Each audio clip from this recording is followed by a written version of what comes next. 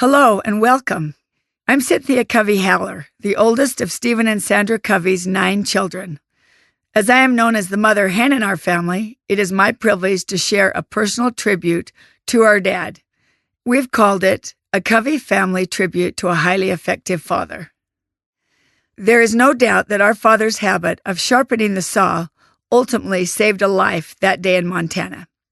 Growing up, we often saw him doing what he called winning the daily private victory, early in the morning by meditating, reading his scriptures, and exercising. That particular afternoon, he was quietly reading on the beach while enjoying the beautiful view of the lake when he heard a faint cry, "Help me."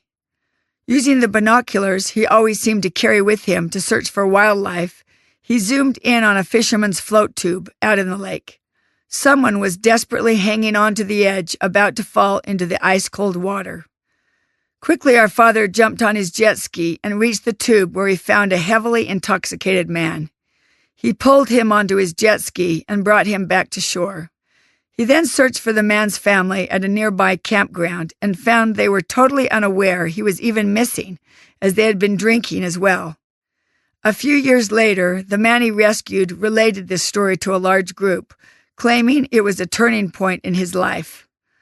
Unaware of who had rescued him that day, he was grateful that someone had cared enough to hear his cry and save him.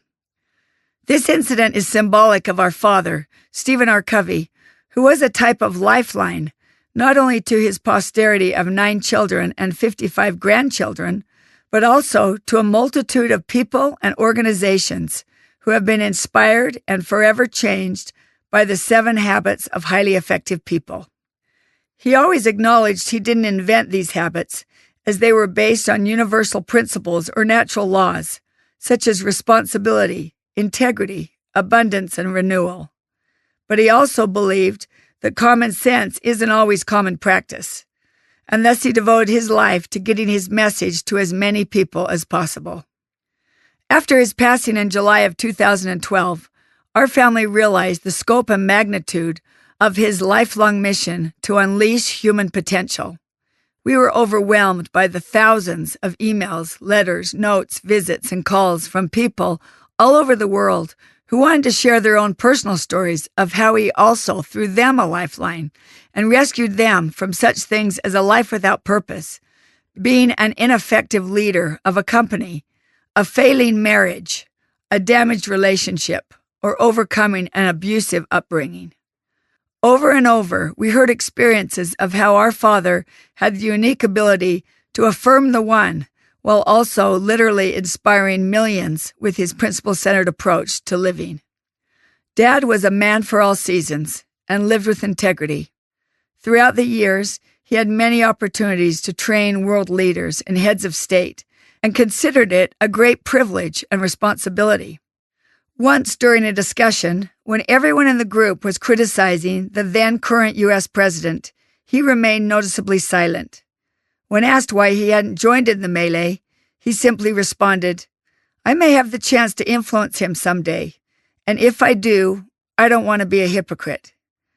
Several months later, this same president called him and said he had just finished reading The 7 Habits of Highly Effective People for the 2nd time, and asked if he could personally train him in applying the principles. By the end of his life, he had met with 31 heads of state, including 4 presidents of the United States. Our father never taught anything without striving to live it first. This was especially true of the 7 habits, which he researched and developed over many years, well before the book was published. He was the master of being proactive, and much to our vexation while growing up, we were never allowed to make excuses or blame our circumstances, friends, or teachers for our problems. We were simply taught to make it happen or choose another response. Luckily, our mother allowed us to be victims and blame other people on occasion, which provided a healthy balance to our father. Dad's R&I, resourcefulness and initiative, as he called it, was absolutely legendary. Once he was stuck in a traffic jam due to construction and was in jeopardy of missing his plane. He decided he couldn't wait anymore and instructed the cab driver that he was exiting the cab to redirect traffic so their lane could start moving and to pick him up down the road. The cab driver was stunned. "You can't do that," he said, to which Dad gleefully responded, "Watch me." He got out and directed the traffic so that his lane began moving again, along with honks and cheers from cars in his lane. His cab driver picked him up and he made his flight. Our family knew him as unpretentious and uninhibited, often carrying on full conversations with strangers while wearing fake buck teeth or outrageous wigs to cover his trademark bald head so he could be incognito. One time he was asked to leave a golf course because he got bored with golfing, and he started an enormous water fight with a friend. We cringed when we got trapped in an elevator with him, knowing that within seconds he would turn and face everyone, violating their personal space, and with a big smile on his face, cheerfully say, "You may have wondered why I called this short meeting," and then laugh hysterically at his own joke. We learned not to care what others thought so much and to just enjoy his fun-loving personality. He was famous for his power naps. Frequently, he would scrunch up his jacket and put on his eye mask and take short naps to renew himself in the most unusual places, including stores or movie theaters, airports, trains, under park benches, or wherever and whenever he could find a little space and time. His enthusiasm was contagious, and he taught us to live with the carpe diem, seize the day mentality, and to suck the marrow out of life, as he loved to say. He was always somewhat surprised and embarrassed by his professional success, and remained humble and unaffected by his fame. He simply saw himself as a steward of the great work he was doing, always giving credit to others and to God. He was never ashamed of his values and his faith, and believed that if God was at the center of your life, everything else would find its proper place. He taught us that in the long run, the only way to enduring success as an individual or an organization is to live in accordance with timeless principles. Our father tried really hard to walk the talk and practice what he preached, and he often apologized to us when he'd fall short, saying things like, "Son, I'm so sorry that I lost my temper with you," or, "Darling, that was unkind of me. What can I do to make it up to you?" People frequently ask us what it was like growing up with him, as if he couldn't possibly be as good as he seemed. Although he was by no means perfect and struggled with such things as being patient while waiting in traffic jams or while Mom got ready, there also wasn't a discernible gap between what he taught and how he lived.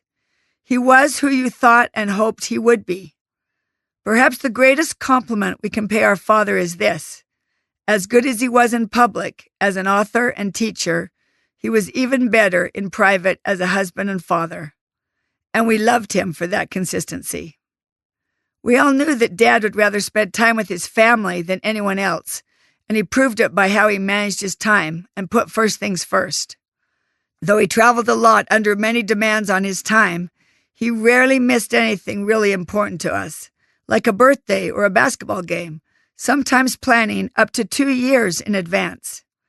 He continually made deposits into each of our emotional bank accounts with one-on-one dates and modeled that in relationships, the little things are the big things. He was the master of teaching moments and would apply true principles to whatever we were dealing with, encouraging us to make decisions based on our values and not how we felt in the moment. He taught by example that life is a mission and not a career, and that we could find true happiness by serving others. Dad adored our mother, Sandra, and had a remarkable relationship with her for 56 years. A few times a week, they had a ritual of connecting with each other. They would take a ride on a Honda motorbike, driving slow enough to talk it over, while they enjoyed the scenery and just being together. They called each other on the phone 2 or 3 times a day, even when he was out of town. They discussed everything under the sun, from politics to great books to raising kids, and Dad valued her opinion more than anyone else's. He was a deep thinker and had the tendency of being too theoretical. Mom was an excellent sounding board and would help him simplify and make his material practical, saying, "Oh, Stephen, this is way too complicated. No one knows what you're even talking about. Keep it simple and tell more stories." He loved the feedback. Now, with children of our own, we marvel at their win-win relationship and reflect on how they enjoyed such a happy life together. Dad had a beautiful definition of leadership. He taught that leadership is communicating another's worth and potential so clearly that they are inspired to see it in themselves. Right after our father passed away, a man who had grown up under very rough circumstances relayed this message, which encompasses what he really was about. I want your family to know that I still have the 20-minute affirmation tape he made for me 30 years ago, where, among other things, he told me that God loved me, that I would go to college, and that I would have a family of my own one day. I've listened to it all the time over the past 30 years, and I've accomplished everything he saw in me. I'm not who I am without him. Thank you. At this significant anniversary of the 7 Habits of Highly Effective People, and amid the accolades and the millions of lives and thousands of organizations this book has influenced, the Stephen R. Covey family children wish to pay tribute to a highly effective family man. Just as he rescued a drowning man years ago, we trust that his life and words will continue to extend similar lifelines to you and your family, to your team and organization, and to countless other people and causes. Given the turbulent world in which we find ourselves today, we believe the timeless principles of the 7 habits are more relevant than ever before, and that the message and impact of the 7 habits is only just beginning. We will always be grateful for such a great father, and Papa, as the grandkids like to call him. His legacy now lives in us, and in all those who have been influenced by his magnificent spirit and inspiring teachings, to live lives of integrity, to contribute and make a difference in the world, and to rise to that greatness that lies within each of us. Sincerely, the Stephen R. Covey children, Cynthia, Maria, Stephen, Sean, David, Catherine, Colleen, Jenny, and Joshua. Thanks for listening.